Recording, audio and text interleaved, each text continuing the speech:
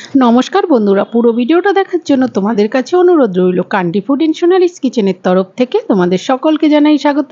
আজকে তোমাদের সাথে এমন একটি রেসিপি শেয়ার করতে চলেছি যেটা রান্না করলে এক পদেই পাতের ভাত সব শেষ হয়ে যাবে। আর এই রেসিপিটা আজকে তৈরি করব ঘরে থাকা সামান্য কিছু মশলাপাতি দিয়ে আর খুব অল্প সময়ের মধ্যে। আমার আজকের রেসিপি রুই মাছের মাথা দিয়ে গাঁটি কচু। তাহলে চলো দেখে নেওয়া যাক। তার জন্য দেখো, প্রথমে আমি গাঁটি কচুগুলো নিয়ে নিয়েছি আর গাঁটি কচুগুলোকে ছুলে নিয়েছি। আমি সিদ্ধ করে ছুলে নিয়ে নিই, এগুলো আগে কাঁচা অবস্থায় ছুলে ধুয়ে একটা প্লেটের মধ্যে নিয়ে নিয়েছি। আর মাছের মাথা একটা বড় একটা ছোট নিয়েছি আর দুটো টমেটো কুচি করে কেটে নিয়েছি। আর গাঁটি কচুগুলোকে মাঝখান থেকে দু টুকরো করে নিয়েছি। এবার মাছের মাথাগুলো ভেজে নেব। তার জন্য ওভেনে একটা কড়াই বসিয়ে দিয়েছি আর পরিমাণ মতো তেল দিয়ে দিয়েছি। তেলটা যখন ভালোভাবে গরম হয়ে গেছে, অল্প নুন হলুদ মাখিয়ে মাছের মাথাগুলোকে ছেড়ে দিয়েছি। প্রথম পিঠ ভাজা হয়ে গেলে উল্টে পাল্টে লাল লাল করে একটু ভেজে নেব। আর এখানে মাছের মাথায় আমি সেই রকম নুন হলুদ মাখাইনি, একদম হালকা করে অল্প করে মাখিয়ে ভেজে তুলে নিচ্ছি। দেখো, এই তেলের মধ্যেই আমি রাঁধুনি ফোড়ন দিয়ে দিলাম মাছের মাথাটা তুলে নেবার পর। আর 30 সেকেন্ডের মতন ভাজা হতে দিলাম রাঁধুনিটাকে। ফোড়নটা যখন ভালোভাবে ভাজা হয়ে গেছে, এখানে গাঁটি কচুগুলো দিয়ে দেবো। এখানে গাঁটি কচুগুলো কিন্তু আমি কোনো রকম আগে থাকতে সিদ্ধ করে নিচ্ছি না, তেলের উপরেই ডাইরেক্ট দিয়ে দিচ্ছি। কচুগুলোকে এইরকম তেলে ডাইরেক্ট দিয়ে ভেজে নেবে, তাহলে দেখবে কচুগুলো লোদ ভাবটা কম হবে, একদমই লোদ হবে না। আর দেখো, গাঁটি কচিগুলো দেবার পর একটু নেড়ে চেড়ে খুন্তি দিয়ে 2 মিনিটের মতন তেলের সঙ্গে মিশিয়ে নিচ্ছি আর রান্না করে নিচ্ছি। এইরকমভাবে নেড়ে চেড়ে মিশিয়ে নেবার পরে এখানে স্বাদ মতন লবণ দিয়ে দিলাম আর হাফ চামচ হলুদ গুঁড়ো দিয়ে দিলাম। হলুদ আর লবণটাকে দেবার পর আবারও 3-4 মিনিটের মতন সমানে নেড়ে চেড়ে ভাজা করে নেব গাঁটি কচুগুলোকে, যাতে ভালোভাবে কচুগুলো ভাজাও হয়ে যায়। এইরকমভাবে সমানে নেড়ে যাবে। আর গ্যাসের ফ্লেমটা এই সময় একটু হাই রাখবে, যাতে কচু গাঁটিগুলো ভালোভাবে ভাজা হয়। কেননা আমি এখানে লবণ দিয়েছি, লবণ দেবার পর একটু জল বার হবে, তার জন্য গ্যাসের ফ্লেমটা হাই করে দিয়েছি। আর একটা ঢাকনা দিয়ে 2 মিনিটের মতন ঢেকে দিয়েছিলাম। ঢাকনাটা আবার তুলে নিয়েছি 2 মিনিট পর। তুলে নেবার পর আবারও একটু নেড়ে চেড়ে মিশিয়ে নিচ্ছি।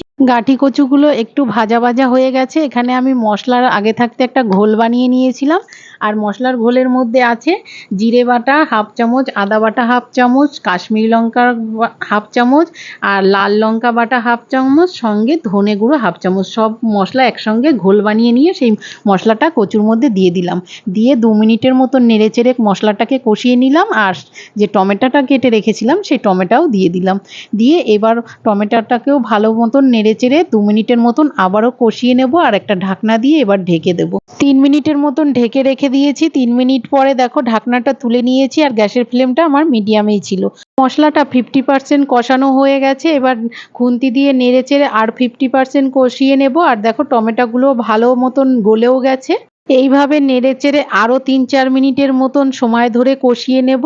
আর এই সময় গ্যাসের ফ্লেমটাও আমি মিডিয়ামে রেখে দিয়েছি। মশলাটা যত ভালো করে আর বেশিক্ষণ সময় ধরে কষিয়ে নেবে, তরকারির স্বাদ কিন্তু ততটাই ভালো হবে। দেখো, মশলাটা এইভাবে নেড়ে চেড়ে কষিয়ে নিতে নিতে ভাজা ভাজা হয়ে এসছে। এই সময় আমি এখানে গরম জল দিয়ে দিচ্ছি 1.5 বাটির মতো। গরম জলটা দিলে ভালো হয় তরকারিটা, কেননা কষানো অবস্থায় গরম জলটা পড়লে তাড়াতাড়ি এটা সিদ্ধ হয়ে যাবে আর ফুটেও উঠবে। আর ঠান্ডা জল পড়লে এটা সময় লাগবে, আরও টাইম লাগবে। যতক্ষণ দেখবে হাতে সময় থাকবে না, একটু গরম জল করে তরকারিতে দেবে, তরকারিটা তাড়াতাড়ি হয়ে যাবে। আর জলটা দেবার পর খুন্তি দিয়ে নেড়ে চেড়ে মিশিয়ে নিলাম। আর তরকারিটা যখন ফুটে উঠেছে, 2 মিনিট জাল করে নিয়েছি। ফুটে ওঠার পরে মাছের মাথাগুলো আমি দিয়ে দিলাম। যে মাছের মাথাগুলো ভেজে রেখেছিলাম সেই মাথাগুলো দিয়ে মাথাগুলোকে একটু খুন্তি দিয়ে নেড়ে চেড়ে ঝোলের সঙ্গে মিশিয়ে দিলাম, যাতে ভালোভাবে ঝোলের সঙ্গে মিশে যায়। আর গাঁটি কচুগুলোকে একটু খুন্তি দিয়ে উপরে উপরে উঠিয়ে দিলাম। এইভাবে নেড়ে চেড়ে মিশিয়ে নেবার পরে এটাকে জাল হতে দেবো আরও 3-4 মিনিটের মতন। 3-4 মিনিট জাল করে নেবার পর এখানে ঝাল ও লবণটাকে ব্যালেন্স করার জন্য আমি হাফ চামচ চিনি দিয়ে দিলাম। চিনিটা দিয়ে আবারও খুন্তি দিয়ে নেড়ে চেড়ে মিশিয়ে নিলাম। সব ভালোভাবে মিশিয়ে নেওয়া হয়ে গেছে। আর গাঁটি কচুগুলো তো আমার কষানোতেই অলমোস্ট অর্ধেকের বেশি সিদ্ধ হয়ে গেছে। আর একটু গ্রেভিটা আমি টানিয়ে নেব, তার জন্য আরও 2 মিনিট জাল করে নিয়েছি। আর আগে থাকতে কিছুটা ধনেপাতা কুচি করে রেখেছিলাম, সেই ধনেপাতা কুচিটা উপর থেকে ছড়িয়ে দিলাম। দিয়ে ধনেপাতা কুচিটাকেও একটু খুন্তি দিয়ে নেড়ে চেড়ে মিশিয়ে নিলাম। এবার একটা পাত্রে নামিয়ে নেব। ব্যাস তৈরি হয়ে গেল রুই মাছের মাথা দিয়ে গাঁটি কচু। এবার গরম গরম ভাতের সঙ্গে পরিবেশন করতে পারুন। এইটা হলে আর কোনো কিছুই লাগে না সেদিন। বন্ধুরা, এই রকমভাবে তোমরাও একবার অবশ্যই বাড়িতে বানিয়ে দেখো আর কমেন্ট করে আমাকে জানিও যে কেমন হয়েছে। আর তোমরা কে কোথা থেকে দেখছো প্লিজ আমাকে জানিও, তাহলে তোমাদেরকে ধন্যবাদ জানাতে পারবো। আর যারা এখনও আমার চ্যানেলটি সাবস্ক্রাইব করোনি প্লিজ করে দিও, সাথে লাইক কমেন্ট শেয়ার করতে ভুলো না। তাহলে দেখা হচ্ছে পরের